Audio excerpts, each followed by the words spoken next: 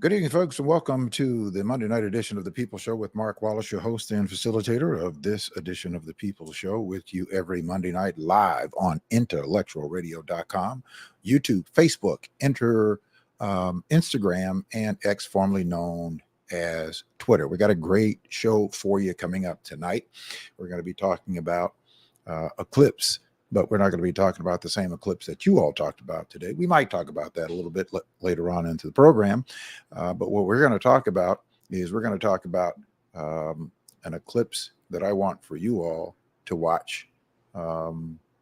This is going to be the clip that we're going to be talking about tonight. This happened 50 years ago today. And I want you to just 3-1 pitch. There's a drive into left field. That ball is going, and out of here. Henry Aron has just tied Babe Ruth in the all-time home run parade.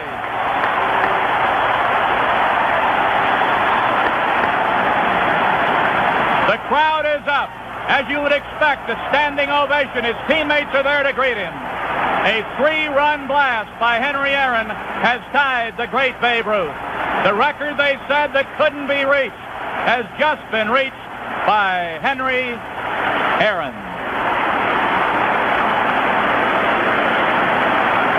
He picked on a 3-1 Jack Billingham pitch, and here it is again.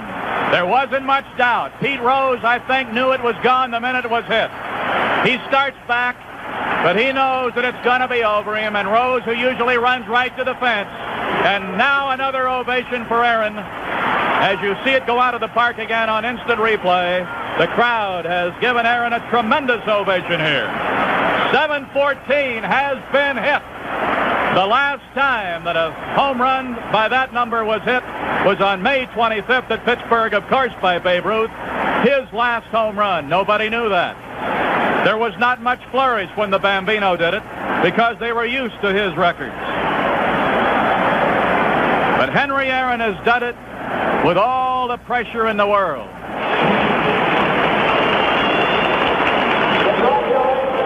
Vice President of the United States, 714, speaking now. good luck for 715 and a good many more. It's a great day for you. It's a great day for baseball. Hope you'll hit 715 and a good many more. Now the Commissioner of Baseball, Bowie Kuhn. To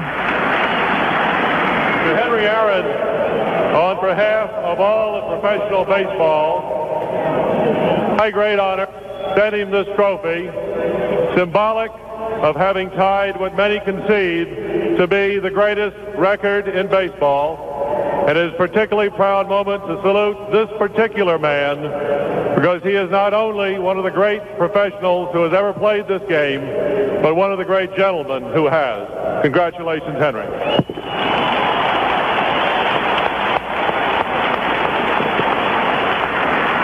Now Chairman of the Braves, Bill Bartholomew.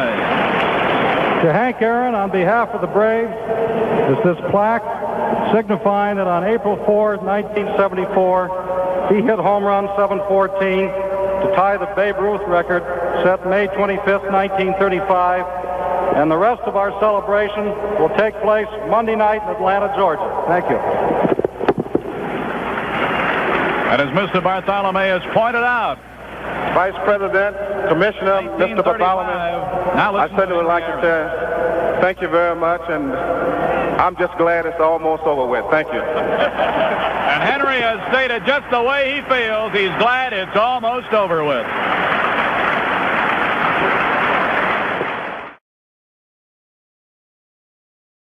All right, that was April the 4th, 1974, and then he went on to break the record on April the 8th, this date, 50 years ago. So that's the eclipse that we're going to be talking about, and joining me to talk more about that, and of course some other things in sports, we're talking with Roy S. Johnson, who is a Pulitzer Prize finalist in contemporary journalism.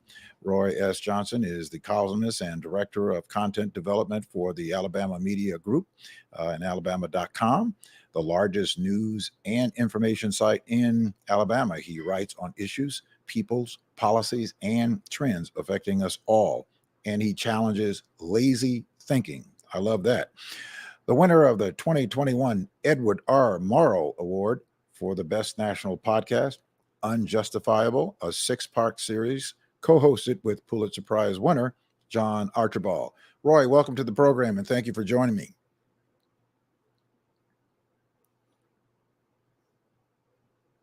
I think we can't hear you, Roy. Well, it would help if I unmuted myself, you know.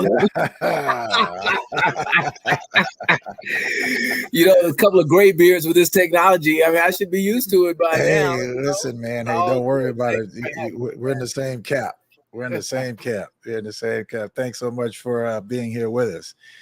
You know, there's a lot of talk about the eclipse going on today, but, you know, I, as a person who likes to remind us of the history that we make every day and not forget about the history that was made decades ago. Today, 50 years ago, Hank Aaron set his own record, as he says. He said he wasn't setting out to break Babe Ruth's record, but he was setting out to set his own record. So 50 years ago today, he set his own record and having the most home runs hit in the Major League Baseball. Talk about that and what that meant. Gosh, you know, where to start? As you asked me to be on the show today, I remembered exactly where I was that evening. I was with some of my colleagues at my high school newspaper because we were closing an issue that evening, and we had our television set on to watch the game. I grew up in Tulsa, Oklahoma, so this was a high school paper in Tulsa. My Tulsa was the AAA farm team of the St. Louis Cardinals, so like many of my generation, I was a avid baseball fan, St. Louis Cardinals fan growing up, but everyone was a Hank Aaron fan, and everyone was watching and hoping and anticipating for him to break this record. So I remember exactly where I was. I remember feeling a sense of pride in what he had done, and a sense of just concern that maybe I didn't quite recognize at the time because I was still in high school, but just concern for him as a human being, for him as a Black man, considering everything that was going on in America at that time. And little did we know then all the things that he was going through, the death threats, the pressure that was on him. He didn't know if he would make it to home base alive. And many people don't know that he is a native of Alabama, born here in Mobile. So he is one of our own here in Alabama. We still take pride in what Hank Aaron did and what he represents, not just for African Americans, but for baseball and for America. Yeah, you know, when you mentioned that with all the threats that he got about setting a new record, and certainly people who were opposed to him breaking Babe Ruth's record, I was only 13 years of age, so I couldn't possibly understand the impact of what that meant. I don't remember what I was doing, probably somewhere, you know, playing somewhere at 13 years of age. Are you trying to age me? Is that what you're doing? Is that what you're doing, Mark? Are you trying to? I'm like, where are you going with this exactly? No, I was just out somewhere playing. I wish I could remember exactly where I was doing some of this, because I, you know, in watching now the video clip that we just watched was when he tied the record on April the 4th, which was the anniversary of Dr. King's assassination, that he tied the record, and then he broke the record, of course, 4 days later on April the 8th. But when I saw that clip where he actually broke the record, and I saw the people who were running around, the fans had gotten onto the field, and there were 2 fans that were sort of cheering him on. You know, when I think about that now, that could have been a detrimental moment in his life. I mean, those people could have inflicted harm on him. Thank God they were there cheering him on. But with all the death threats that he had received, it could have been a lot more dangerous. And I'm just thinking about how lax of security it was to protect a Black man during that time. You know, we think of security now in much different terms than it was considered back then. We were in the post 9/11 era, and just a time when guns are prolific, when tempers are high, when division is high. So what we think about security, even for journalists, right? We have security protocols in all of our workplaces where that didn't really exist back in the 70s and 80s at all. What existed was a threat of violence against leaders, a threat of violence against those who represented change, particularly those who were African American, no matter which side of that change you were on, whether you were an MLK or Malcolm X or anyone in between. There was always the threat of potential violence. You may not know that I grew up in Tulsa, Oklahoma, and my father is actually a survivor of the 21 Race Massacre. He passed away when I was 11 years old. But we, as a people, have always lived under the threat of violence and also under the lax protection of those who were sworn to protect and serve citizens. So there were many people who watched Black Wall Street burn to the ground, who watched more than 200, almost 300 people murdered, died in that incident. So yes, I mean, I'm sure that Hank Aaron, being a son of the South, was very aware of the possibilities.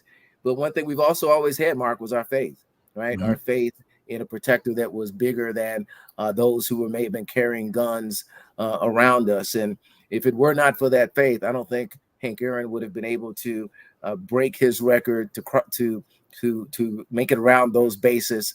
And he just left everything that would happen up to God. And I know that most of our leaders did at that time, that they knew that what they were doing was a calling, and that any threats against them, they knew that they would have to go through God first. And so, yes, I mean, we've always lived under the threat of violence, and always lived under that threat without the protection of the public entities that are supposed to do so. Yeah, and those that who have done great things like Hank Aaron and others, Jackie Robinson. Jackie Robinson is someone who, as a child, I believe it was in 1970, I did not realize at the time, again, I was 10 years old, just looking for a toy to play. We were in a 7-Eleven store, and my mother was talking to who I just thought was another adult at the counter, only to find out many years later that it was the historic and iconic Jackie Robinson, who signed an autograph for me. And on my stenograph paper at the time, my mother had went out to the car and got my little folder, and he signed it in pencil. And I found out many years later that that was the iconic Jackie Robinson. I certainly wished I could have rewound that tape and recognize the impact of what was before us and preserve that signature. Absolutely. Well, unfortunately, unfortunately, that signature was taken and sold for some other nefarious stuff. So, but it is the only autograph I've ever gotten, because I'm not a person of autographs unless they're on a check. But I would like to certainly have, somebody like a Hank Aaron or Jackie Robinson. I like to have that back because, these are people who literally changed the world by operating in their character and their courage and their conscience. And they're people who certainly I try to model myself behind. Sure. And I agree with you about autographs and only being very selective about those that I have and on this wall behind me. And I'm not sure if your listeners and podcast fans know, but I spent 20 years covering sports for Sports Illustrated and the New York Times, and was really blessed to be able to walk in some pretty amazing circles. So behind me, I actually have a photograph of myself and Muhammad Ali that is signed. I have a cover of Arthur Ashe, whom I got to know through covering tennis. He autographed that. And I have Kareem Abdul-Jabbar. Who else do I have? Martina Navratilova. And one I'm particularly proud of is Marcus Haynes. And you may or may not know, he was a Globetrotter. He was the original dribbler, the man who would be able to dribble for minutes and minutes without anyone being able to steal the ball. He was my uncle. So you went to Langston. My uncle, all right, so black uncle, right? Right. He and my mother went to Langston University at the same time, and when she got married and had a child, he was right there. And I remember whenever the Harlem Magicians, was the team that he formed. Would come through Tulsa and occasionally he would come get me, and he would sit me on the bench and say, sit there and be quiet. And I was a little bit of a nerd as a kid. So all you had to do was give me a book, and I was pretty quiet. So while all the antics were going on, all the tricks that the teams were playing, I paid no attention to it. I just had my book and sat there on the bench. So I'm pretty blessed to have been able to walk in some pretty interesting circles, and just to just have that small piece of them. I have a rare autograph of Bill Russell, as a matter of fact. So just to have a small piece of people who, as you mentioned, not only changed their games, but changed America for the better for us, who sacrificed a lot, is something that just means a little bit, and certainly looking forward to passing that on to my children. Yeah, absolutely. Those are some iconic names that you mentioned. As a matter of fact, I'm a tennis player of now 53 years. And I actually started playing tennis out of a protest. And my mother got me into the first Arthur Ashe tennis camp down in Liberty City, Miami, where he opened his first underserved tennis camp, and I was one of his pupils. So I had a chance to meet Arthur Ashe, who was another great human being, and prevailed in that sport at a time when it wasn't popular for Black folks to achieve certainly individual status, and he certainly was one of those people who just carried himself. So all of those guys that you mentioned, we can certainly line them up because they are people of great character and great conscience. Absolutely. But you're getting back to Hank Aaron and celebrating him. I mean, This summer, Major League Baseball is bringing its sort of now annual classic game, what used to be called the Field of Dreams game, to Birmingham, to historic Rickwood Field. And many people may not know that the oldest baseball park in America is in Birmingham, Alabama. And it is a place where pretty much every iconic baseball name that you can recognize and remember played on that field. Hank Aaron played on that field as a member of the Indianapolis Clowns during the 3 months that he was a young teenager playing in the Negro Leagues. Willie Mays, who grew up not too far from Rickwood Field, played there for a few months before he joined the majors. Babe Ruth played there. I think like 60 baseball Hall of Famers played in Rickwood Field. So it's going to be quite a day this summer when Major League Baseball comes back to Birmingham, recognizes, and they've already done a thing where they've recognized all the living Negro Leaguers in the Birmingham area.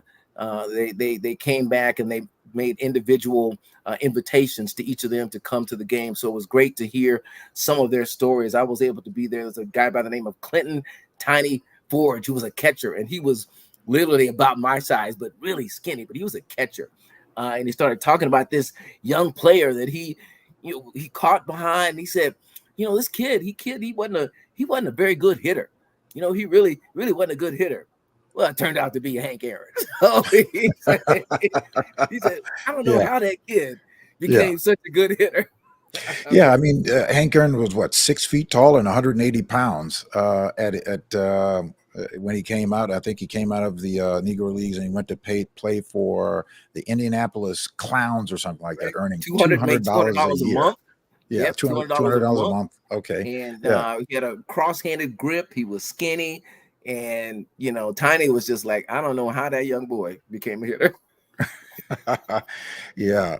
When you look at his statue, when you look at his physical statue, right, versus what we see today in baseball players, his physical stature, he was not a person who spent a lot of time pressing weights and that sort of thing. I understand he had these like massive wrists, that he had this snap in his wrist that gave him, lots of power to be able to carry the ball. It's bat speed. You talk to a baseball player, it's not so much size. I mean, it certainly helps to have strength, but it truly is bat speed. And that is how players sort of before the pumping iron and the dreaded S-word era came along, that they were able to get the ball over the fences. It was bat speed. And if you're a golfer, you understand, swing speed. And as a tennis player, you understand just the point of contact They were scientists. They were scientists with wood in their hands, and they were gifted, but they were really able to utilize what the gifts that God gave them, the physical gifts. And while they didn't look impressive on the outside, as you mentioned, he had these massive hands and strong wrists that just allowed him to whip the bat through. And if you look at some of the footage, it doesn't look like he's swinging. It's not so much swinging hard, but swinging right. And he just had that ability to see a pitch, to get the bat on it just at the right moment with the right speed to give it the best chance of getting out of the park. Yeah, because if you look at his swing, it just looks like it was just so fluid and didn't look like he was overdoing anything. It just was a very smooth, fluid swing, but yet he was able to drive the ball out of the park. I mean, to hit 715, actually, I think he ended his career, 755 or something like that? Yes. 755 home runs. That's a lot of, that's hitting a lot of balls out of the park. Particularly when folks know you can hit the ball out of the park. Right. So they're not trying to give you an opportunity to hit the ball in the park, out of the park. There's no question that he was one of the greatest to ever play, someone whose life, both on and off the field, is worth emulating and studying. The fact that he did have to endure the things he did. Imagine doing what he did, knowing what he knew, knowing that there was a box of hate mail waiting for him, that there were people who really wanted to kill him for breaking Babe Ruth's record, and yet being able to shield all of that out to focus and do what God gave him the ability to do. And then to also to be a voice for a generation. I mean, Hank lived a long time. He became an icon in business. He became to represent what athletes can do with their platform after the light of the stage has dimmed. He set the stage for people like Magic Johnson, for people, other people who have gone on to have great business careers after they played, who understood how to leverage the platform that sports gave them to surround themselves with smart people who wanted them to succeed, and to build great business platforms from that. So Hank Aaron was not just a role model on the field, but he really set the standard for Black athletes off the field in terms of business, and also just being a voice. I know many athletes, many players went to Hank and spoke to Hank just to get his advice and his counsel before he passed. He was always available. He was always a welcome ear and a really reasoned and sound voice when one was needed. Yeah, well, it seems like you all are going to have a great celebration down there in Alabama this summer, and I might have to try to find my way down there to Alabama, and I've got some relatives who are in Alabama. My first cousin's his wife's family are there in Alabama, so we all have some roots in that area. Mark, every Black person has roots in Alabama. Without question.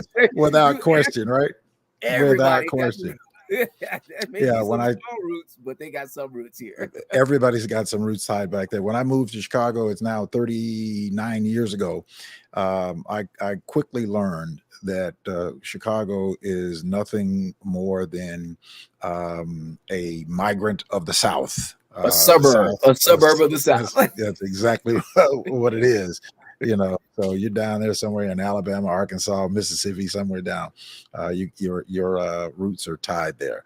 So, But also we have another champion, the NCAA world or national champion, Dawn Staley, and the University of South Carolina clinched the national championship on yesterday.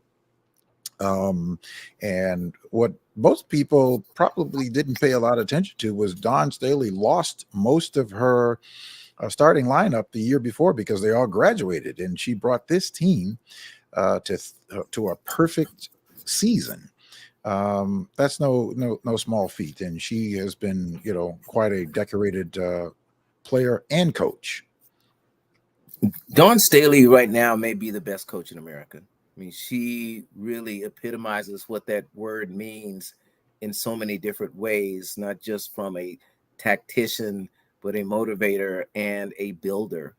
As you mentioned, she had to recreate this roster because of graduation, and we are now in an era of college sports where, let's face it, college teams have to be reinvented every year. Between the transfer portal and NIL, teams are being recreated. We're no longer seeing teams built over 3 and 4 years. You've got to be built in 1 year. We just saw here the University of Alabama reached the Final Four with I call it a quilt of a team that was put together through the transfer portal and only had really one player, Mark Sears, whose mom you all may have recognized was the hype mom in the stands when her son was playing and shooting free throws.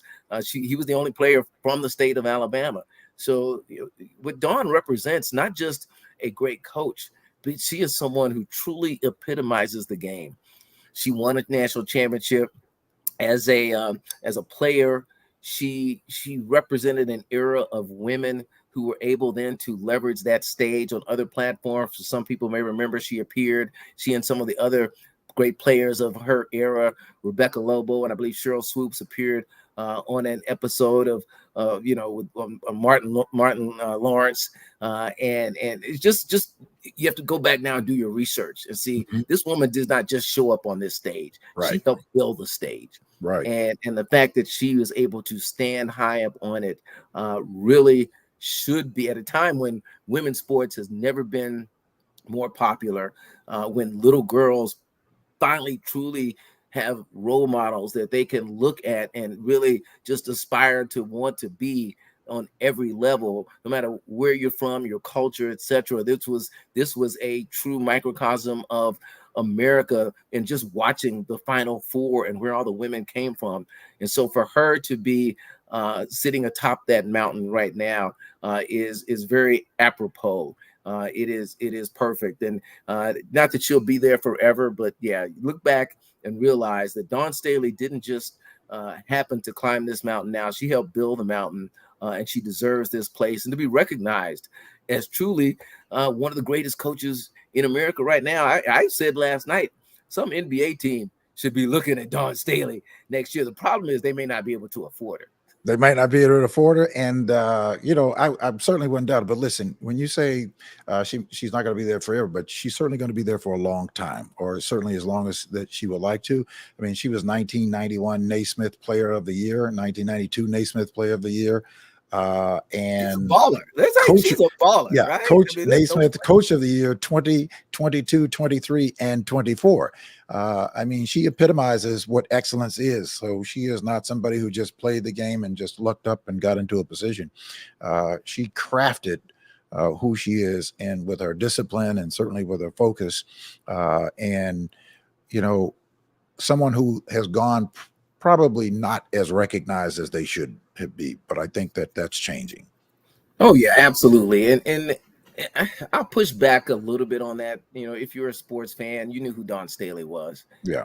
And now she is, yes, getting her rightful recognition beyond basketball, certainly beyond women's basketball. So, everything happens in its time and its place. She was one of the highest paid coaches in the game, period. Male or female. So she's getting her due, but now she's really become more recognizable and more of a name to people beyond the game. So I wouldn't say that she hasn't been recognized. I think she's been honored. In the game, they know who Dawn is, and they are paying her just as she should be paid. But yes, right now, she, along with the game, are being elevated to new heights. And I'm just excited for women's sports, for women's basketball, and for all the young girls who now could not just aspire to be a Caitlin Clark or to be an Angel Reese, but they can aspire to be a Dawn Staley, right? And to not just play the game, but to help build the game and ultimately own the game at the highest level. Yeah, because it's one thing to be a great player, but it's another thing to be a great player and then to be able to coach great playing and players. So, because they're vastly, different in terms of responsibility. Now, some people, Michael Jordan was a great player. Don't know if he would have been a great coach, but he was a great player. And to see people who were great players and became great coaches, and to see a woman as Dawn Staley has done. And I I have quietly appreciated her, her ability on the court, and certainly how she handles herself on the sideline. So I certainly appreciate that. And I think that, of course, when you mentioned Caitlin Clark, that was a person that everybody was paying a lot of attention to going into this. But I think coming out of this, Dawn Staley certainly is at the top of that pinnacle. No question. Absolutely. All right. Well, listen, I want to thank you for coming on and talk with us, and hopefully you come back and we can talk about some of those other things that you get into, because, reading your bio, you talk about a whole lot of other things that matter, policy and people as well. I love the idea of challenging people to think. And this is such as a time that we are living in now, that there's a lot of lazy, stinking thinking that's going on out there. And that I like the idea of challenging people, especially people in our community, to know what's going on so that we make real wise choices. Roy Johnson, thank you very much. I certainly appreciate. I've been called worse. It's okay. my apologies. My apologies. I don't know where that came from. Roy S. Johnson, thank you so much for coming in to be here on the program with me. I'd love to talk to you again. My pleasure. God bless. All right, God bless. Thank you so much. All right, folks. Listen, we're going to continue with the show, talking about those things that really matter. And Roy has just a vast bio, and I want to thank my good friend Dorothy Tucker for connecting us and getting him on to talk about Hank Aaron and what Hank Aaron has done. I know that there are a lot of people talking about the solar eclipse today, and that's exciting. I was driving around today when I was downtown at an auction, and I saw people who were standing outside looking at the eclipse, or certainly trying to get an eye of the eclipse, because we were not like in the path of the total eclipse. But it is exciting. But we certainly don't want to allow for people who have done as great of things like a Hank Aaron or Dawn Staley, these two celebrations that are back to back. Dawn Staley and her team coaches her team to a national championship on yesterday, clinching the women's NCAA championship, national championship. And of course, tonight is the men's championship, and that's going to be taking place coming up, starting here in just about a half hour. And so I certainly wanted to recognize what Hank Aaron has done, and certainly to not allow for the anniversary to go by and not have that being recognized. Listen, if we are not going to love on the people who have came before us and the people who have paved the way with their success, who else is going to do it? We have that great responsibility. So I want to certainly thank Roy Johnson for joining us on the podcast.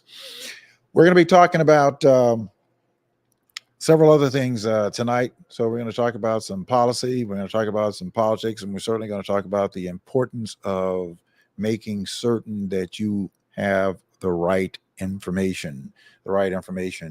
And again, we are coming off the month. Jobs report came out. We're going into the heating up the election now, which is on fire, as well as it should be. What is important is that we absolutely are informed with respect to what is going on and why these things are taking place. As I was reading in Roy's bio, challenging people's lazy thinking. And part of lazy thinking is not necessarily doing their research to understand what the facts are from the fiction and the facts from the fodder. And you can be easily misled if you are not a person who is willing to do the research, do your homework, and get the facts. And the facts are this: we have wages are up over inflation, 26 weeks or 26 months in a row. The jobs report came out with 303,000 jobs added in March, when it was only projected there were going to be 216,000 jobs. Unemployment went down by 1/10 of a point. So we have not seen these kinds of numbers since the 1960s. And so these are real numbers. And this is a Joe Biden economy. Joe Biden's economy, his policies have driven this economy and brought back more than 15 million jobs, even when you take out the jobs that were lost during COVID, to bring 15 million jobs through the policies that he has been able to craft. This is going to be a great presidency, not just a good or an average. It's going to be a great presidency. Forget about the fictional and the frustration that some people are feeling about certain issues and certain things. And much of that, again, is because people don't have all of the facts. They don't have all the information, and they're not willing to connect the dots to understand the totality of why some of these things are. Yes, we are have this situation that's going on in places like Israel. We have the border crisis and immigration, which there are those who are just not willing to do the work in Congress to deal with this problem. So, but it is an issue. It certainly will get crafted. We have people who are concerned about the migrant situation. I think that you should go and watch The Harvest of Shame. Right? We were migrants at one time. Our people were migrants. When you look at what was happening in the 1950s and the 1960s, this is post-slavery, post-Reconstruction. See what was happening in the 1960s, where they had black people where they were working for 72 cents a day, that were farmers who considered them to be rented slaves. They might not be called slaves in the legal term, but they considered them to be rented slave. This was happening in the 1960s in places like Belgrade, Florida. People would get on these buses and would travel for days just to go and to pick the food and the farm, the food that people would eat, the most well-fed nation in the world. So when you start attacking poor people or attacking people who are coming out of desperate situations, understand the totality of what is going on. Because we're attacking the wrong people, or you're attacking people and suggesting that people are taking your resources or all this money that is being spent on these people. I challenge anybody who would want to trade places with any one of the migrants. Anyone who would want to trade places with any one of the migrants who are receiving whatever the assistance that they're receiving. And this idea that they are giving people, boatloads of money is just a false narrative. It's just not factual. But I challenge anybody who would want to trade places with any one of the migrants. I haven't run into anybody yet. So let's really look at the facts of where we are, right? And how the policies of this administration, will benefit Black people in the long run. That is why it's important that we cannot sit out of this election, and that we have a binary choice that we have to make in terms of, are we going to continue to be in the long game and make sure that we reelect this administration, and that we are able to challenge this administration along with the administration that we have locally, to make sure that our communities are resourced, that our community are reinvested in, that our community are enriched, so that our communities can thrive. Your politics that impact your life are politics that happen on a local basis. That's where you are largely impacted, because the policies that are established on a local basis drive much of what happens on a national basis. But we can make things happen and have more of the opportunity of having things to happen on a local basis. Why? Resources that have been passed in these great bills, whether it be the American Rescue, whether it be the CHIPS and Science Act, whether it be the infrastructure bill, whether it be the policies that are capping insulin, where people don't have to now hawk their belongings to be able to afford to pay insulin, so you won't have to pay more than $35 a month for insulin.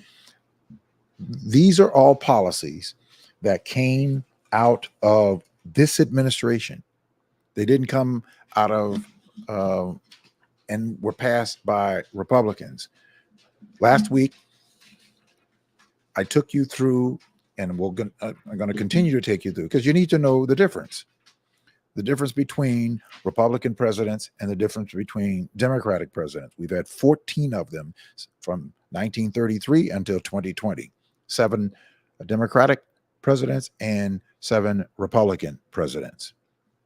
And the economy during the time, this time, grew at an average of 4.6% under Democratic presidents, but only under 2.4% under Republican presidents. These are the historical facts. These are the historical facts, and all of the policies by which our communities are doing well by, all of the policies that our communities depend on, as well as other people's communities depend on: Social Security, Medicare, Veterans Administration, civil rights, women's suffrage, Affordable Care Act, the Peace Corps, minimum wage, unemployment insurance, Americans with Disabilities Act, the Fair Pay Act, overtime, child labor laws, Medicaid, voting rights, Federal Housing Authority, which is the FHA, which have allowed people to get financing to buy homes where you don't have to put 20% down. That all started under Democratic presidencies. The American Rescue Acts, the Science and CHIPS Acts, which I talked about before, the infrastructure bill, all of these under Democratic administrations that Republicans opposed. So when you start talking about you're not going to vote or support Joe Biden because Joe Biden was one of the orchestrators of the 3 strikes bill, well, guess what? There are 100 senators, and there are 440 something odd Congress representatives. May have lost a few because of the census numbers going down. All but 8 people of Congress voted for that bill, and the President of the United States, Bill Clinton, signed that bill into law. And many people regretted voting for it. The President has expressed regret for signing off on the bill, because the bill wasn't intended, according to them, to do what it did, the damage that it did, that it disproportionately incarcerated Black men, without question, did severe harms to the detriment to our families.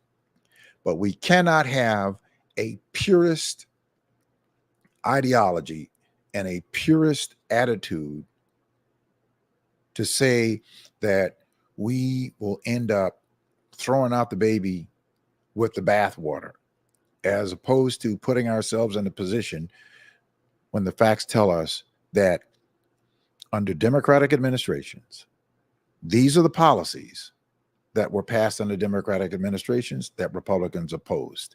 And I talk and say to people who think that voting for Republicans are the thing to do because you're frustrated or you're upset with some Democrat, then find another Democrat.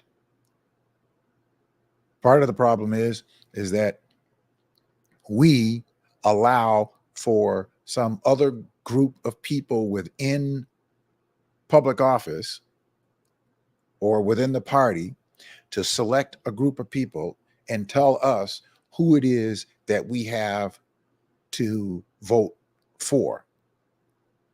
They select our candidates. That's our fault. We have to change there. But I'm not going to go there now because we're going to deal with that. We're going to deal with what we have to do and what we need to do in order for us to make the Democratic Party better and produce better for our communities in the areas that we know that we're being disinvested. Now, there are $57 billion in federal dollars that are coming through Illinois that is going to be for infrastructure, that's going to be for jobs, that's going to be for broadband, that's going to be in healthcare. All of these areas, that $57 billion coming out of the bills passed from this administration during this term that are going to benefit this state.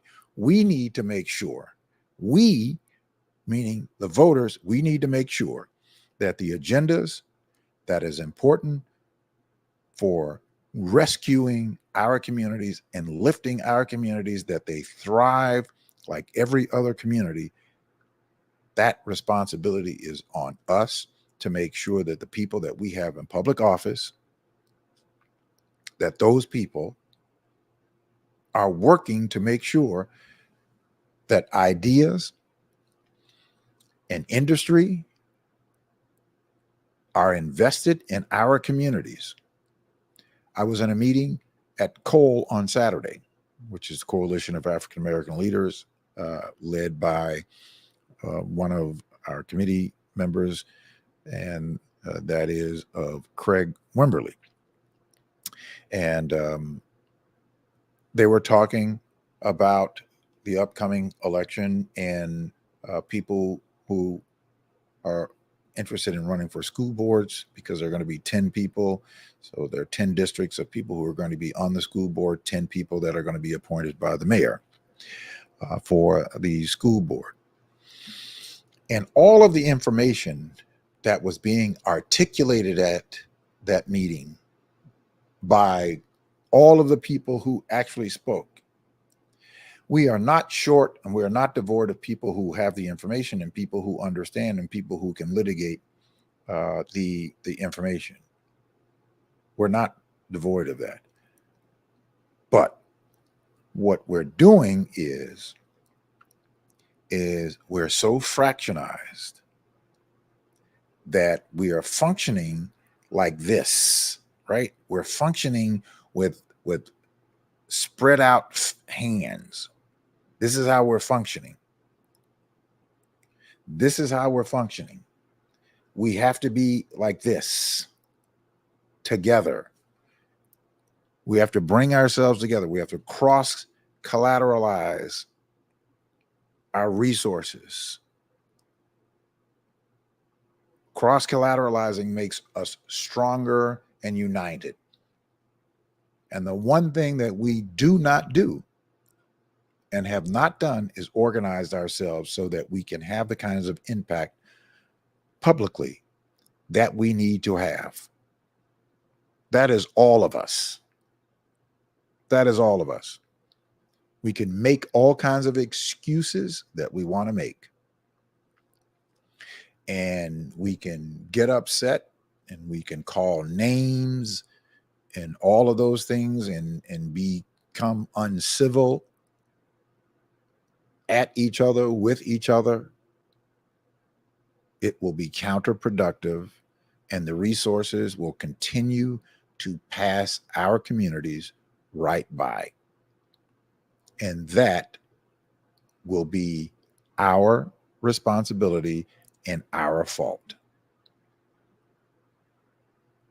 So please, let's get the information and let's do what we have to do. We've got to get organized. We're going to talk about that.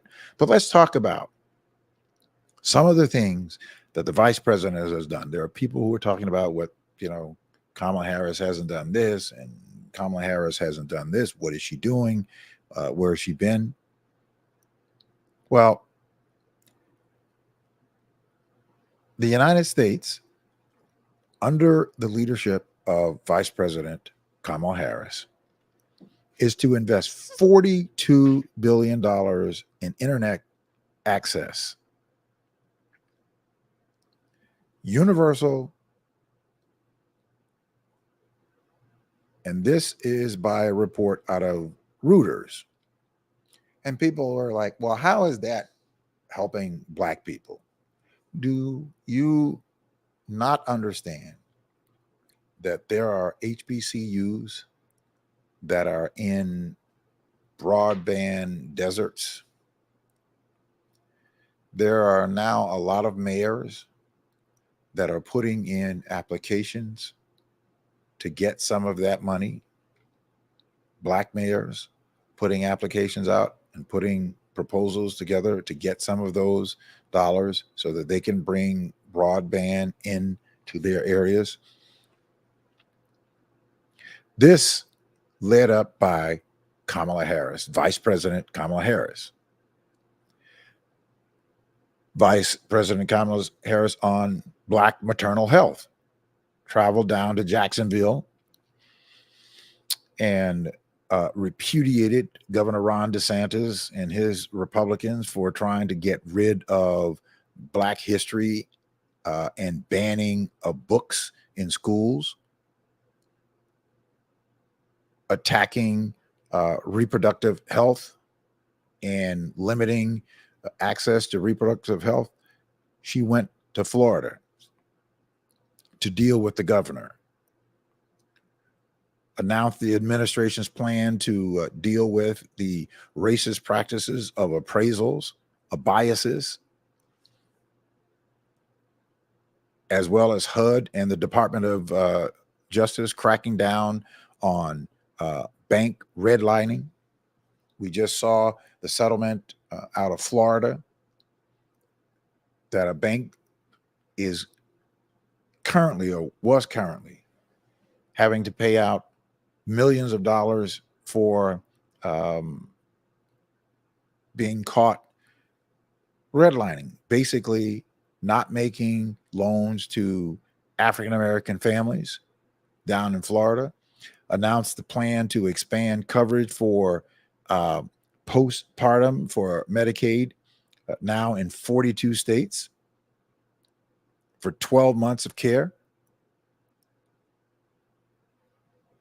That did not happen prior to Vice President Harris making Black maternal health a priority.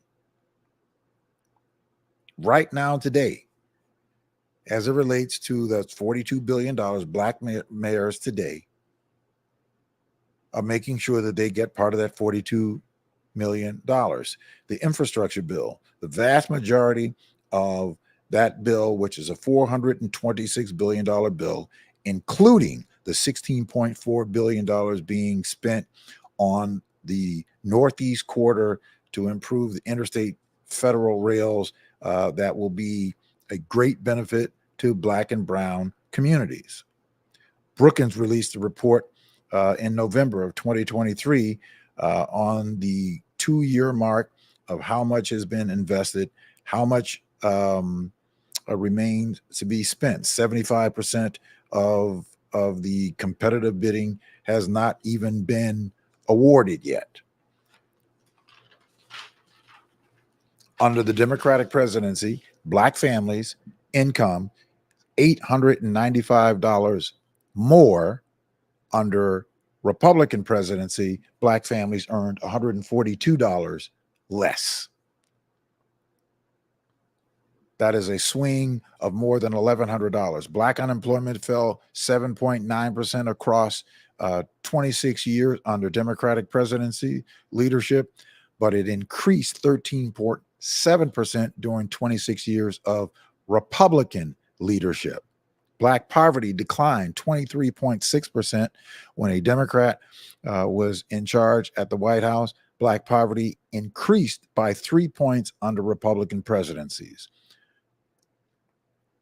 The numbers are very, very similar when it comes to Latinos. Black college graduates, on average, makes less than a white high school graduate. So, when we start talking about the differences, these are the facts, but you have to go and be willing to do the research to get the information, not to listen to, these celebrities that we like that entertain us. And just because there are celebrities that entertain us, they make a lot of money, it doesn't mean that they have a lot of information. It doesn't mean that they understand the issues. We know people like Kanye West, and now recently there was this conversation with a Fox host and Wayne "The Rock" Johnson saying that he was not endorsing a president does not mean that he's not supporting President Biden or that he's supporting Donald Trump. That's not what he said. Of course, the Republicans are trying to make that shift and certainly to make that swing their way. But what he was saying is that as a person of influence, because he has a brand, he makes money entertaining.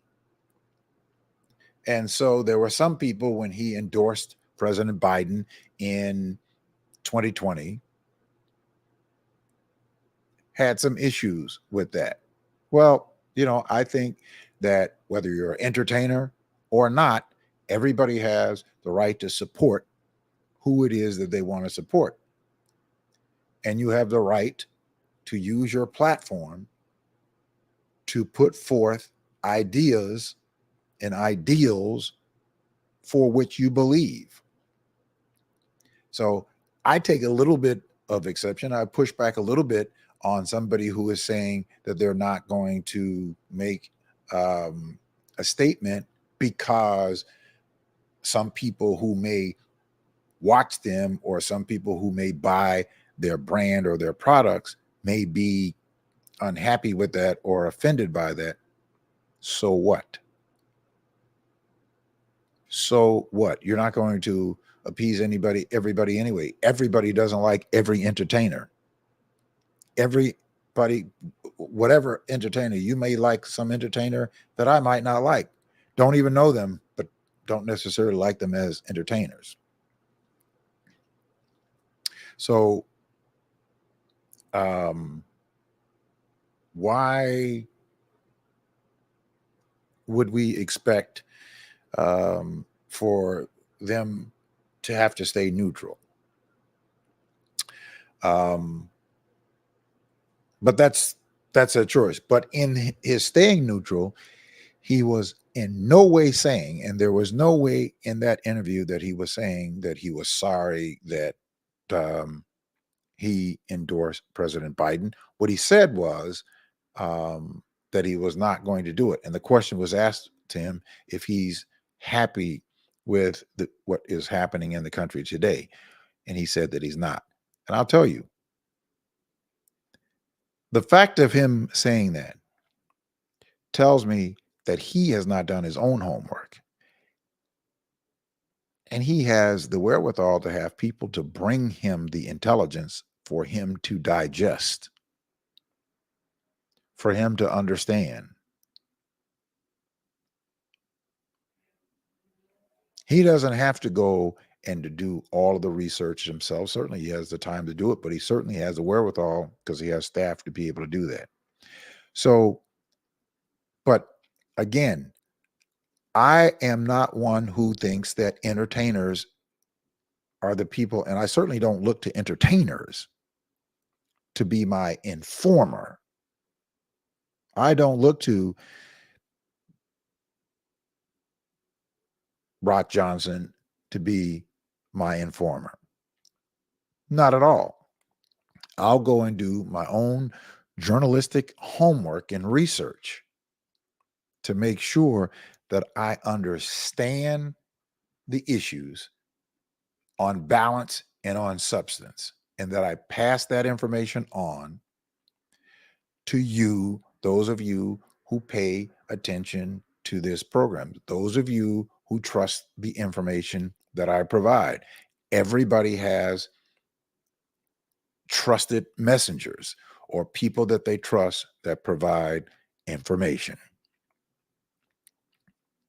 I don't look to entertainers just because they have a large platform, but they have a large platform, not because they are bright, brilliant people on what's happening in government or public policies.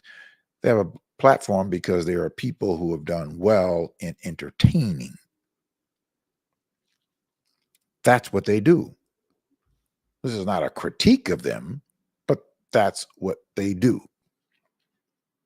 So let's just look at some things, when it comes to contracts.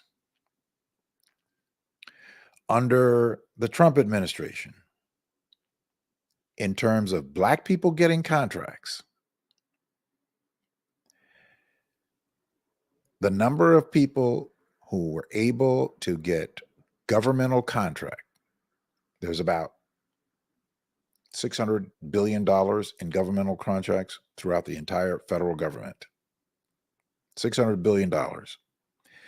What the Trump administration did was they bundle contracts,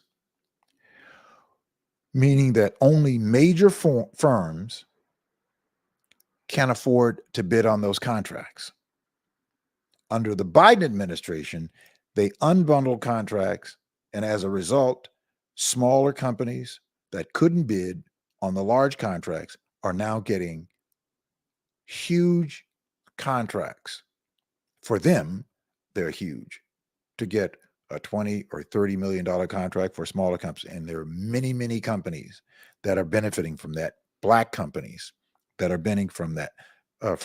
When you look at the head of the SBA, who talked about how they have quadrupled the number of African American applications for businesses, more than $6.5 billion that came from this administration that went to HBCUs.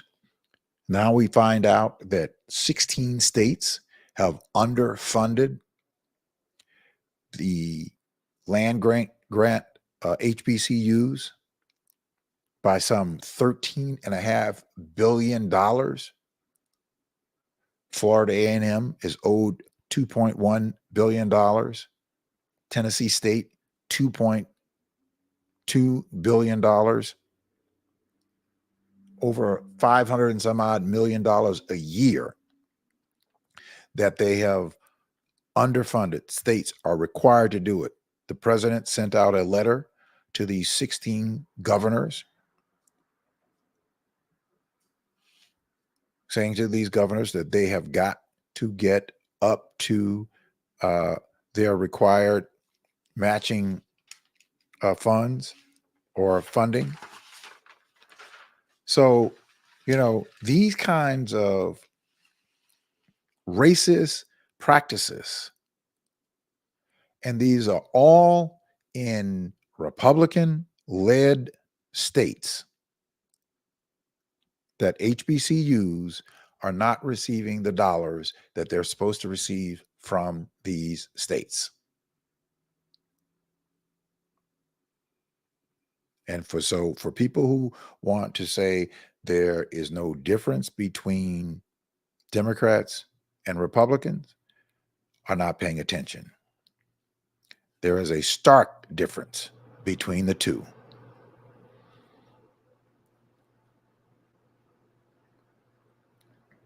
A stark difference. And we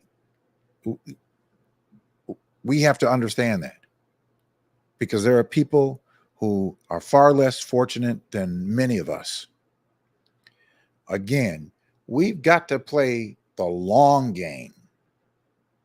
We've got to be in this for the long game, not for there is no short microwave fix to any of this. There are some great ideas, but if we are just going to jump out of the frying pan into the fire, that's what we would be doing going with the Republicans. Now, this is what I ask for people to do. And you have to bring substance. What I would ask you is for those of you who are looking at a particular crisis and making that out to be the whole, basically looking at some sort of purity test,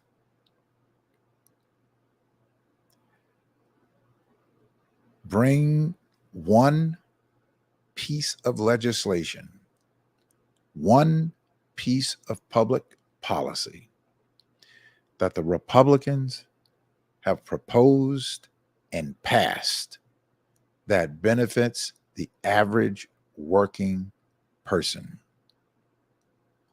that benefits the average black family. And the reason why no one has brought it to me to date, and I've been saying it for the longest, is because it doesn't exist. Then I said to go back 30 years, to go back 50 years. It doesn't exist. All of the policies that have gotten passed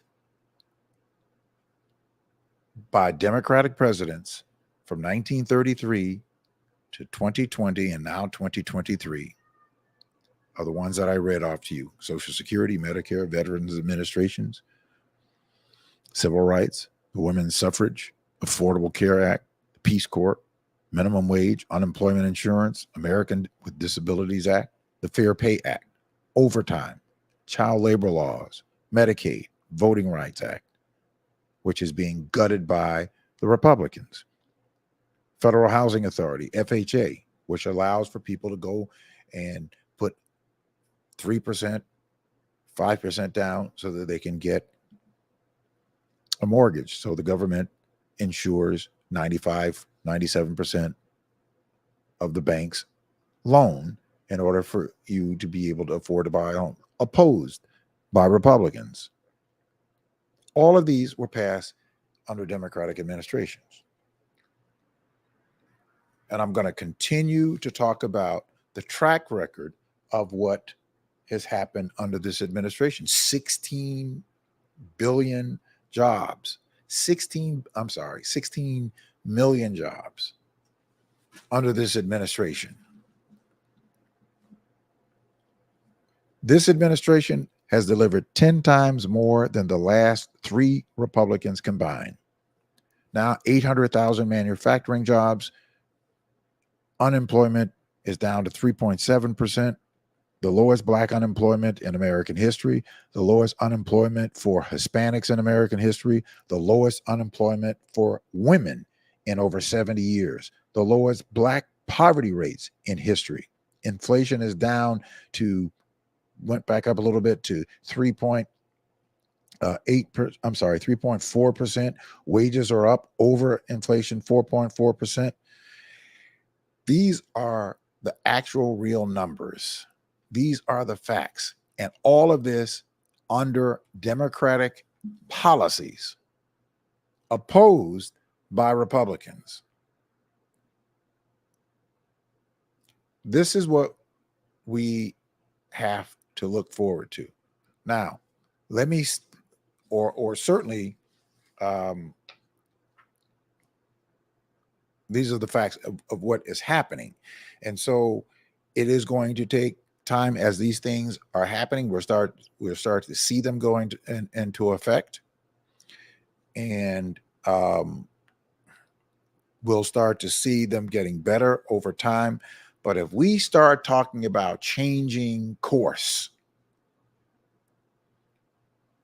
and allowing for these extremists who can't even pass the budget, Now you have a Speaker of the House who may be facing another motion to vacate.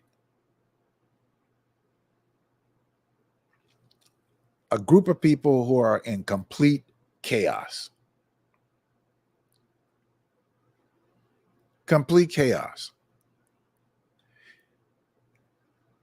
Jerome Powell talked about the war and the global economy in an interview that he did on 60 Minutes. Now, Jerome Powell, mind you, is a Trump appointee and a long time Republican. Now, there are some issues that some people object with Jerome Powell, but according to Jerome Powell, it looks as though there are going to be 3 rate cuts, which there should be. There's no reason to continue this where it's going to bring the cost of buying a home down, because people will be able to get more of a home for a lot less, because you will be able to borrow money at a much cheaper rate. Now, they're not going back down to the artificial rates that they were at the 2.5% and 3%. Those rates were at a time that we had the collapse in the economy, and then certainly when COVID hit, of trying to stave off and having a total collapse. So I heard somebody the other day talking about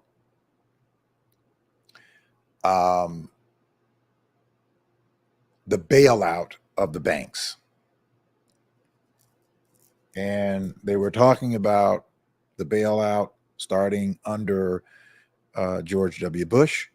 Now, George W. Bush leading into as late as October of the year of that election, who did not even know that we were in a financial crisis. In October, George W. Bush came out and talked about how strong our economy was. We were in absolute about to collapse because of all of the fraudulent loan fraud that was going on, being done by the big banks countrywide, Wells Fargo. And this was all because of deregulations, which Republicans don't want any regulations, that allowed for institutions to deregulate and to do essentially whatever they wanted to do and sell it off to the secondary market. So they were just giving anybody loans as long as they had a pulse and they had somewhat of a credit rating. They didn't bother to do the work to make sure that they were giving what is called a tangible loan, because they were not going to be responsible for it, because they were going to be able to give out millions of dollars of loans, bundle them and sell them off to the secondary market so that private equities would buy them up and not even realize that they had loans that were not assets, they were liabilities. And so what happened was, all of these banks made all of these fraudulent loans and funded them, and even pressured their employees to close these loans so that they can sell them off to the secondary market and get more cash and start it all over again. So what happens is, now you have all of these Wall Street companies that have all of these now liabilities that are about to go collapse. These big companies where there were some people who were saying, let them fail. Well, of course, the economists were saying, well, we can't let them fail. So they started this under George W. Bush. George W. Bush loses the election to Barack Obama. That was the big reason why Barack Obama was able to win the election. I'm sorry, Herman Cain lost the election to Barack Obama. Barack Obama, not Herman Cain. What am I talking about? McCain. I'm sorry.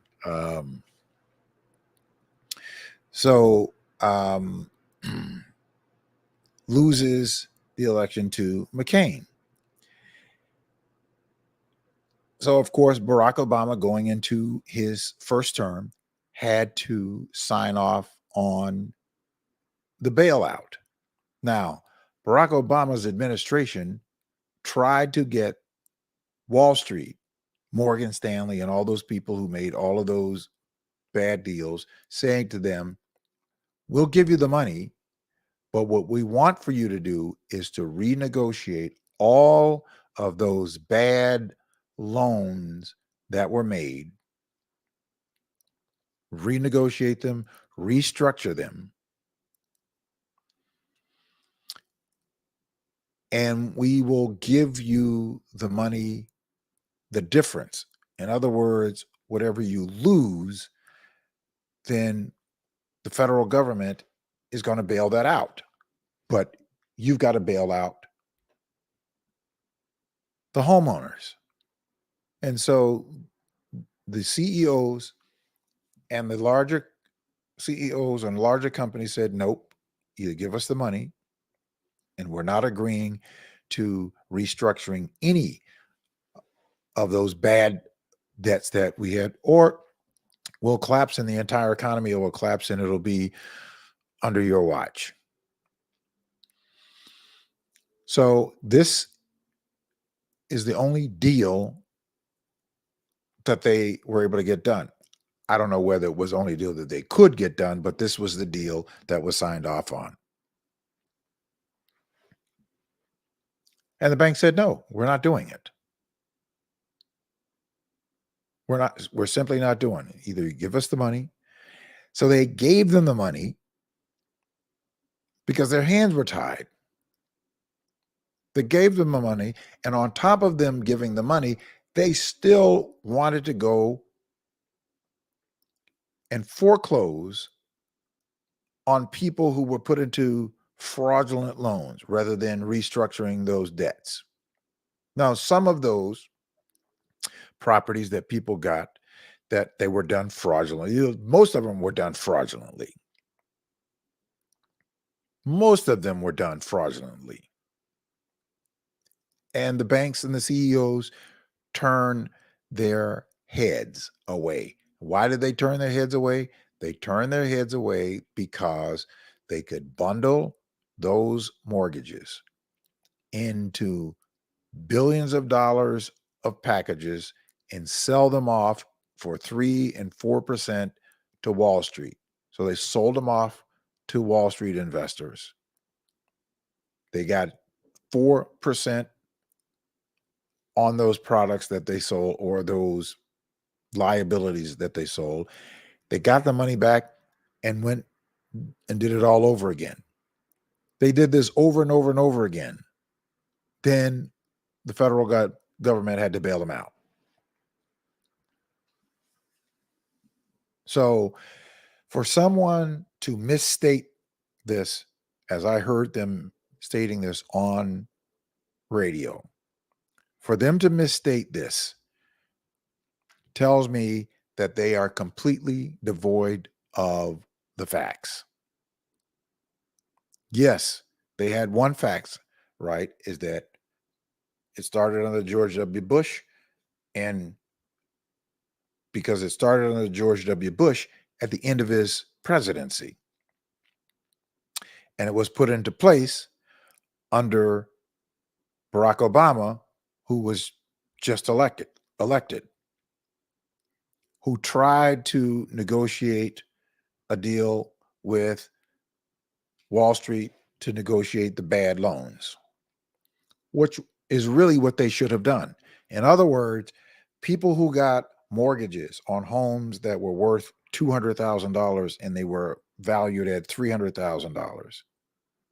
They were simply saying, restructure the debt that it be more in line with the value of those properties. So if it was a $200,000 property, then it should be valued, or the mortgage should be restructured down to 95% or 97% of that value, which is the exact same thing that they do for reverse mortgage borrowers. So if a reverse mortgage borrower, which is a senior, takes out a reverse mortgage and that person passes away, and the family does not want to maintain the property, or they don't want to refinance the property, then what happens is you're asked to sell the property, you put the property on the market, and you're only responsible for the debt, no matter how much the debt was, because there is the Federal Housing Authority, which is homeowners insurance. So whatever the difference is, you're only responsible for selling that home for 95% of whatever the current value is, regardless of what that is. And whatever the difference is, the homeowners insurance, not homeowners insurance, but the mortgage insurance premiums will pay the institution that funded that mortgage or is carrying that note. It will pay the difference. That's how that works. So and I still don't understand why the president didn't push harder. Maybe they couldn't get it done. I don't know. Or maybe the economists and the advisors were saying we cannot afford to take the risk. We cannot afford to take the risk. It will collapse the economy. So what do they have to do? They had to write them a blank check. And in writing that blank check, now there were some people that banks did write those loans off completely, because I do know people who bought property, whether it was condos or whether it was homes, that they bought property and they were able to get some of those modified down a great deal. Some people got huge reductions in principal reductions. Others, not so much. But there were a lot of people who got huge principal reductions, as they should have gotten. But banks didn't lose any money.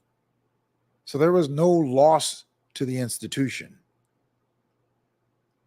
because the federal government gave them dollar for dollar of what it was that they were losing. So, but on balance, it was not on balance of the equity correction. We lost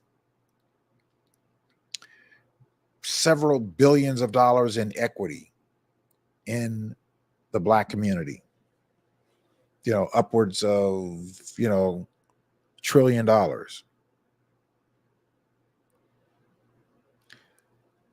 But again, the reason why this had to take place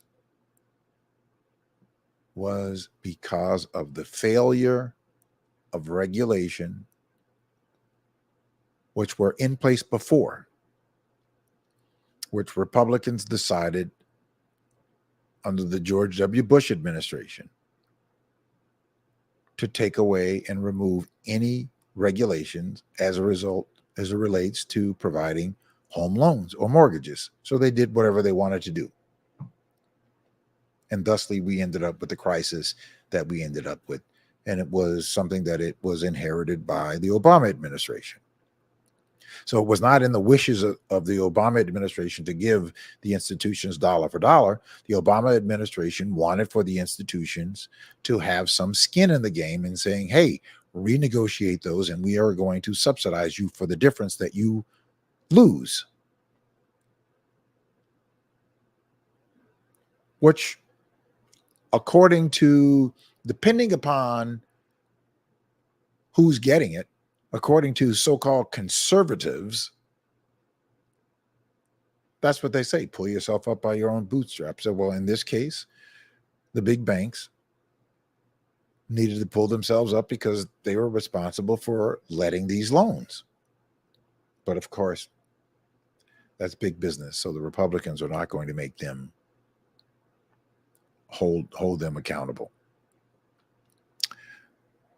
That's how that went. So this idea that Barack Obama wanted to bail out Wall Street and he didn't want to bail out Main Street, that's what essentially happened. But this, you cannot say that this was what his intentions were. This is what his ideas was. And he went along with corporate America, although he said that corporate America needs to pay their fair share. I get it. I understand it. But they could not risk allowing for the economy to collapse in worse condition that it was. Because if they did, guess who pays the heavier price? Poor people. Poor people pay the heavier price. And unfortunately, we have too many people who just don't really care about what's going on with poor people. All right. Now, let me get to where it is that we need to be. When we talk about elections, and this election is critical, just like the last one was critical. This one is more critical because there is more at stake that on the positive side that is happening that will be beneficial to Black communities throughout the country. But it also creates an opportunity for us to organize ourselves in a manner that we can fortify our strength to demand and negotiate better from these resources that are coming out of these great policies out of the federal government that Republicans are taking advantage of and taking credit for, that they voted against.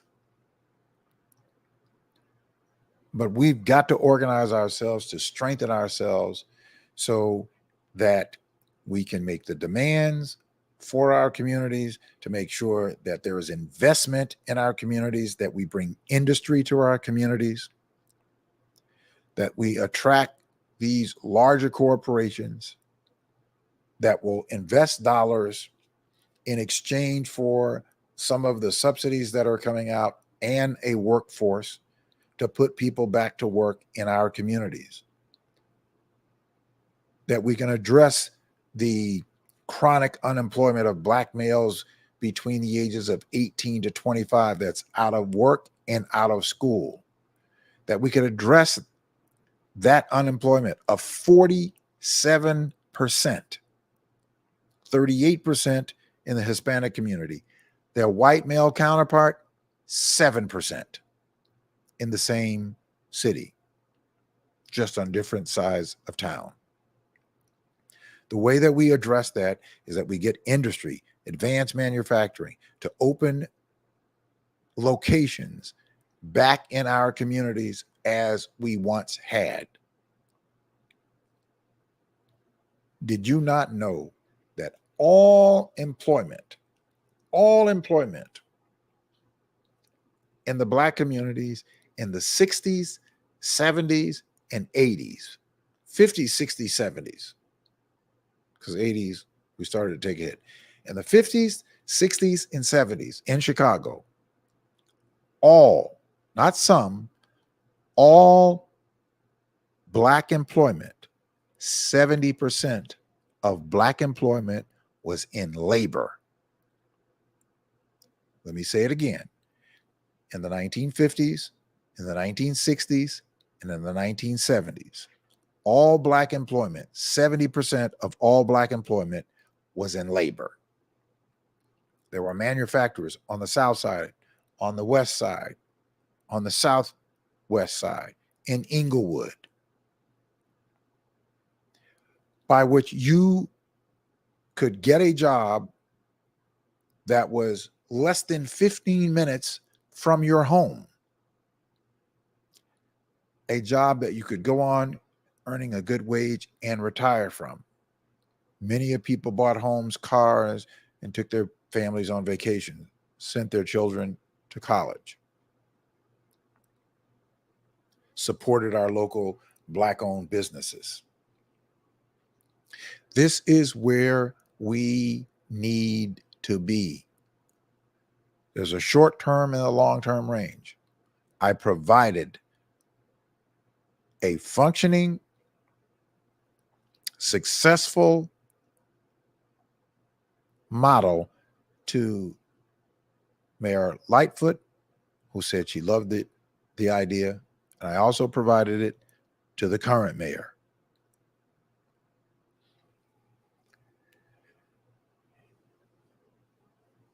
It has yet to be addressed, but there is money coming by the billions to the state that we could attract companies to bring industries into our communities, to bring thousands of jobs into our communities, to make sure that people from our communities get those jobs. Do you realize that the average starting salary for a person in manufacturing is $89,000 a year? $89,000 a year. That's the starting salary. A place that you could work for 20, 30 years and retire with a good pension and a good retirement. And you can take those dollars and invest them in your own community by buying more property, buying a home. We could enrich and re-fortify our communities. But we have to know what it is that we have to fight for. But in order to fight, you have to have a good team. You can't win the game and you have a fractured team. You don't have a strong force. That is why it's important for us to build our own independent voting block. And when I say independent, that is independent of someone telling us these are the candidates that we've selected that you have the choice to choose from.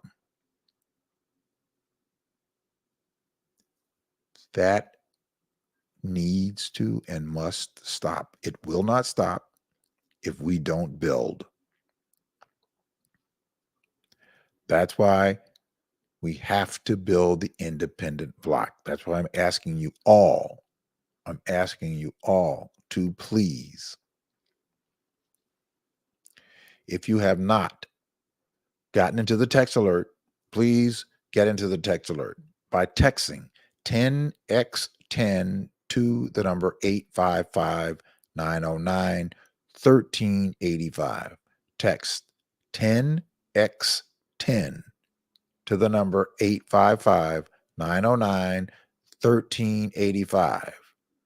That's 10x10 to the number 855-909-1385. And that's so that you could receive the Zoom link for the Thursday night meeting at 6:30, from 6:30 to 8. And it's purely talking about how we strengthen and build the team. I went through the election results of the primary election. If we had 10,000 people from each of the wards that we largely live in, just in the city of Chicago, this is not limited to the city of Chicago, but if we just had 10,000 people in the 20 wards that we are largely clustered in, we would have largely swept the election. If we had chosen our own candidates, slated our own candidates, selected and elected them, we would have swept the election. Why? because there was only a 26% turnout. 26% turnout. So if we had organized our own voting block, we'd organize our own voting block, and we determined how we were going to vote, and we were in, certainly the base of 10,000 was going in the same direction all across the city. And then the people that we could influence to join us, to join the voting block and voting with us, we would have swept, if not every seat, just about every seat, because the primary elections in Illinois, the primary elections, the general election is a foregone conclusion. So what happens in the primary election determines the general election. The general elections is just a formality. The election is really in the primary. But we had a 26% turnout rate in the city and a 17% in the suburbs. Again, text 10x10 to the number 855-909-1385. That's 10x10 to the number 855-909-1385. All right. So let me shift over to, I want to talk about what's been happening out in Flossmoor. Some of you might not be aware that Flossmoor, which turned 100 years old this year, the village of Flossmoor turns 100 years old this year. Last year, in March of 2023, the village of Flossmoor, which is 65% Black, about 23% white, and 7 or 8% other. They have an administration that's all white. The village manager is white. The assistant village manager is white. The mayor is white. The village attorney is white. The trustees, there are 3 Black trustees and 3 white trustees. The trustees don't operate on a lot of strength or power. It is a strong village manager, weak mayor type concept in Flossmoor. But what you do have in Flossmoor is an out of control village manager who's been there almost 20 years. Is there some racism? Absolutely. They hired the first chief of police that was Black in 100 years.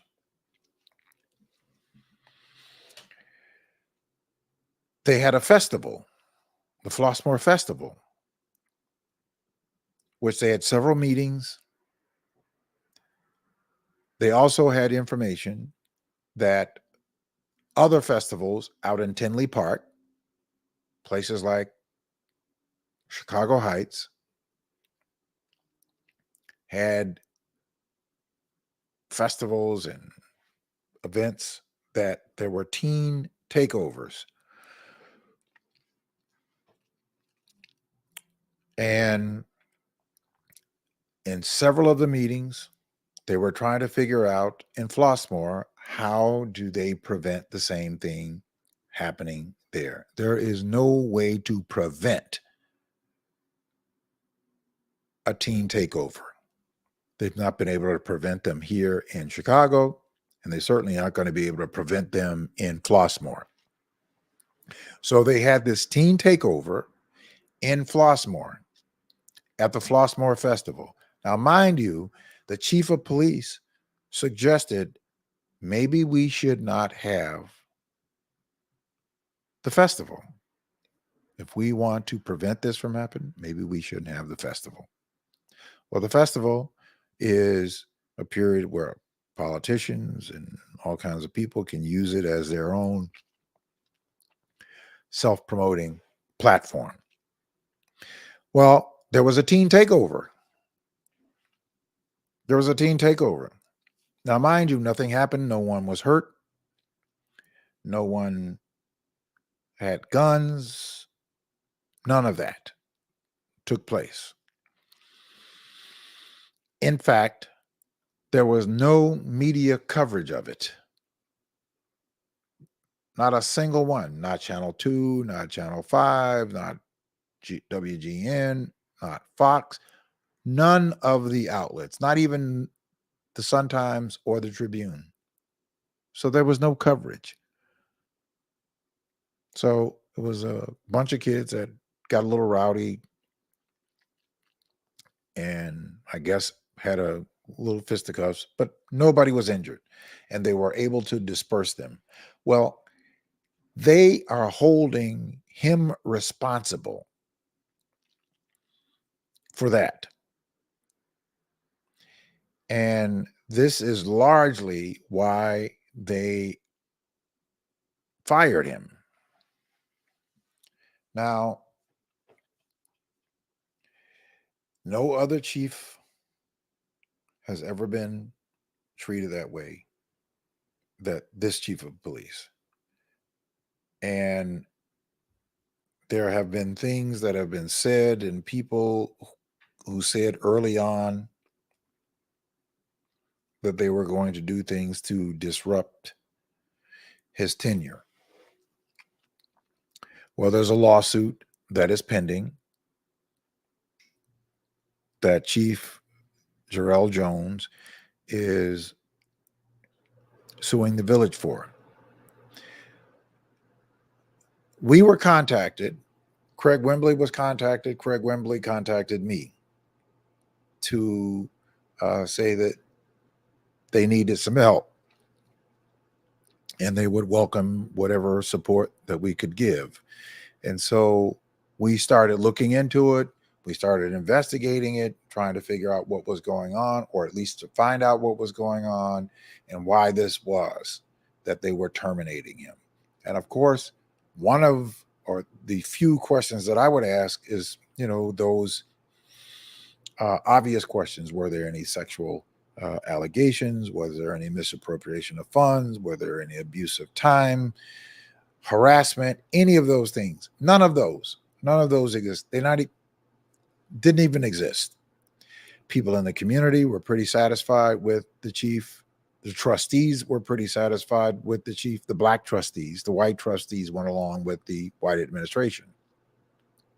When they voted to fire him, it was a split. 3 blacks voted no, 3 whites voted yes. And of course, the mayor broke the tie by voting with the whites that voted yes to terminate his contract.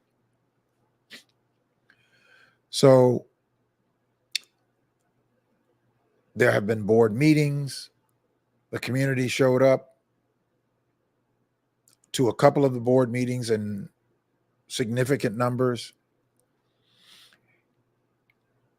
And I hope that there's somebody out there paying attention, understand that I have come across new information where the mayor promised on March 18th that she was going to provide to the people of Flossmoor further information that would bring the support of the people in Flossmoor, that they will agree with the mayor's decision. Well, the mayor hasn't brought that information. The village manager hasn't provided that information. And the information that they provided in the performance reviews were information that even people who were reporting on it said that this just looks like this is some personal back and forth thing, nothing that you would terminate somebody's employment for. But Bridget Wachtal, who is the village manager, who's been there 19 years or almost 20 years, the mayor, Michelle Nelson, this is a first-term mayor, and she should be a one-term mayor. The village is 65% black, 28% white. The entire administration is 100% white. It's certainly not reflective of the makeup of the community. And I guess that probably would have been such a problem had they not have what they have in terms of this village manager. So, and the mayor is not willing to do anything about the village manager, who some call an equal opportunist in terms of harassing and bullying people, meaning the village manager. So she would do it to whites and blacks, but there's not a lot of blacks working there. Most of the, like I said, the administration is white. Most of the staffing within the administration are white. I think that this, what has happened here, is a wake-up call for the people of Flossmoor. And we're going to continue to support them.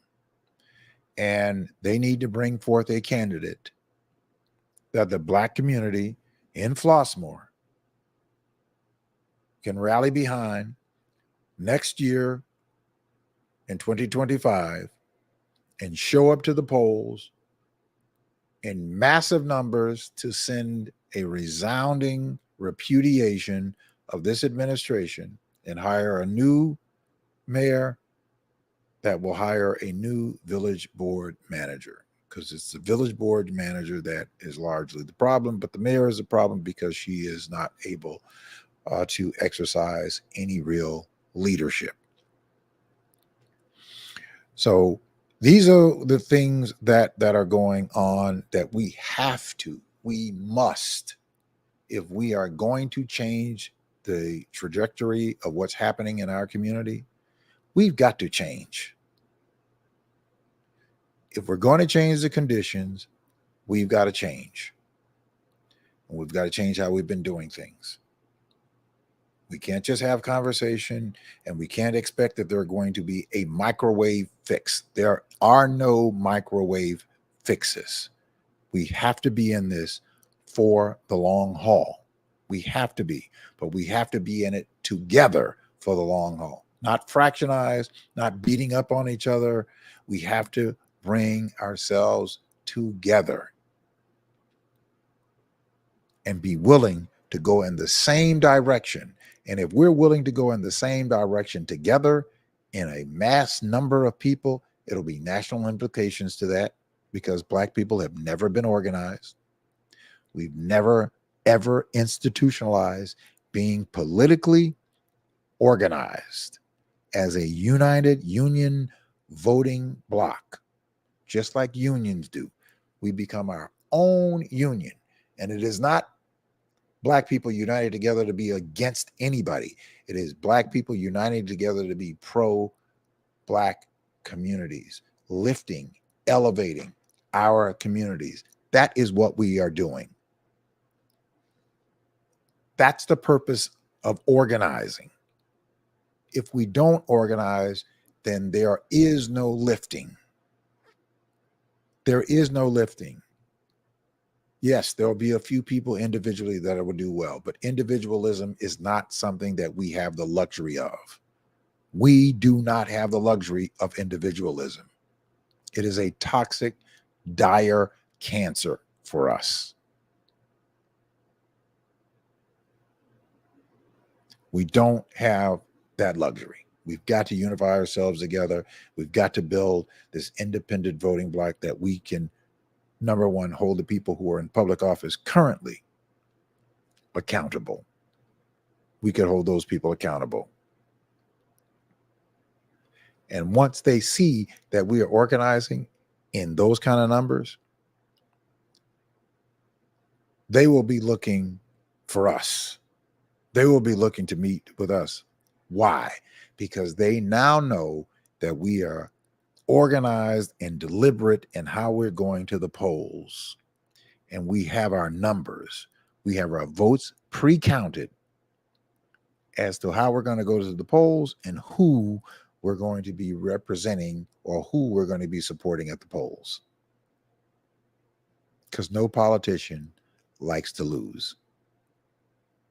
That's where we leverage. That's where we leverage our strength. Let's leverage our strength. Now, before we close out tonight, I certainly want to we want to remember our Cook County clerk, Karen Yarbrough, who made her transition on yesterday. She went into the hospital, hospitalized over last week, had a short illness. I don't want to go into any details because I'm not 100% sure, but I'm sure it will come out. But and she went into the hospital in critical condition, and unfortunately, she made her transition. But she is now at rest. She is no longer in suffering from any type of illness or pain, discomfort. She is at rest. To be absent from the body is to be present with the Lord, and that's where she is. And we pray for her. We pray for her family. And we also, when I was downtown today, so I believe it was the former clerk who was the clerk back in 1996, Michael Phelan, who made his transition. I believe it was a couple of weeks ago. I don't know the date. I just happened to have seen his memorial picture down in the rotunda today as I was downtown. But we certainly send our prayers and our support to Karen Yarbrough's family, and I'm sure the information for her memorial will be coming forth in the coming days. All right, that's going to do it for us tonight. So certainly want to thank you all for tuning in to the podcast. Don't forget to join me on Saturday with the Legal Hour at 1 o'clock, as Judge Leonard Murray will be answering and taking all of your questions and your legal questions. Now, remember, he can't give you advice, but he can certainly answer your legal questions. And so we're going to be talking about some issues and some ideas that we talk about this Saturday. And again, join us Saturday at 1 o'clock, and you can put your questions in the comment section, and we'll read them off to Judge Leonard Murray, and he'll address your questions. So I'd like to ask you to like and share the podcast to your network and to your social media networks, and bring others in. Let's utilize this time to collaborate. That is what my purpose is. That's what my mission is to get us to bring ourselves together so that we can strengthen ourselves in the manner that we can force things to happen that we talk about all the time that we need. And the one reason that it's not happening is that we are simply not organized. All right, that's going to do it for tonight's edition of the People Show. I want to thank Roy S.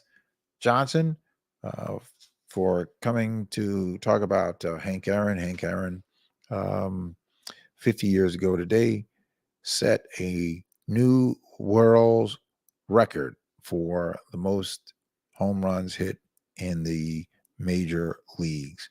And of course, he went on to hit 40 more before he retired. And so he retired at 755. But he was also, he was a consistent player, right? He was a consistent player. I just want to go over just some of his assets or some of his statistics before we go. Look, his lifetime home runs at home, he had 364 at home, 350 away. He had 508 versus right-handers and 206 versus left-handers. He also had, total bases, right? singles, doubles, triples that he's had. So he was a very, very consistent player. And that's one of the things that he said that was most significant to him was not that he hit the most home runs, but that he had the total bases that is not largely talked about. Hank Aaron, who was a man of great character, a man of great courage, and a man of great conscience. And so we celebrate him today as 50 years, marking 50 years of him setting a new world's record. And I want to thank each one of you for tuning in with us every week. Make sure that you stay safe, and we will see you on the next edition of The People's Show. Good night.